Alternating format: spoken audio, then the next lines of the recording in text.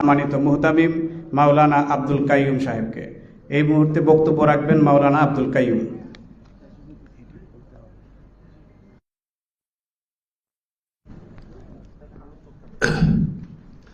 السلام عليكم ورحمة الله وبركاته.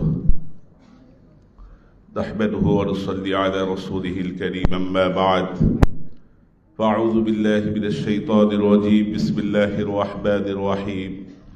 يا أيها الذين آمنوا إن تنصروا الله ينصركم ويثبت أقدامكم. صدق الله العلي العظيم.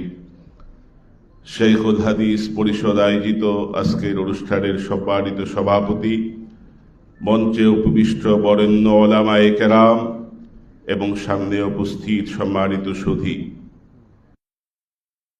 আমি দু একটি কথাই বলবো। রাসূলুল্লাহ সাল্লাল্লাহু আলাইহি ওয়াসাল্লামের জামানায় দুইটি মহাশক্তি ছিল। একটি হলো রোম সাম্রাজ্যের শক্তি, আরেকটি ছিল পারস্য সাম্রাজ্যের শক্তি।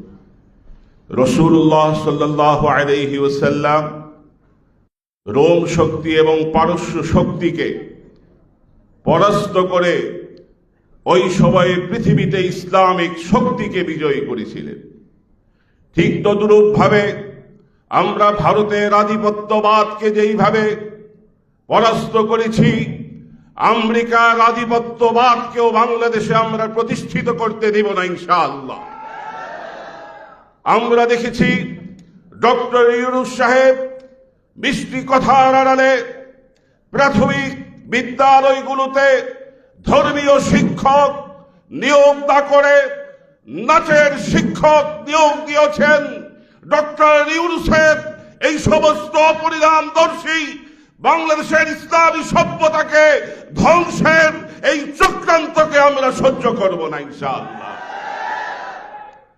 দ্বিতীয় কথা বলতে চাই, অনেক বাংলাদেশের বড় বড় নেতা উদ্বেগ প্রকাশ করেন বাংলাদেশে দক্ষিণ পন্থার উদ্ভব ঘটেছে, বাংলাদেশে মৌলবাদের উত্থান ঘটতেছে। আমরা বলি দক্ষিণ পন্থার উত্থান নয়, মৌলবাদের উত্থান নয়, বাংলাদেশের 18 কোটি জনগণ ইসলাম পন্থীদেরকে সংসদে চায়। কথা ঠিক কিনা? এই জন্য তোমাদের কলিজায় কাঁপন ধরেছে। ষড়যন্ত্র যতই করা হোক, আগামী সংসদ হবে ইসলাম পন্থীদের সংসদ ইনশাআল্লাহ।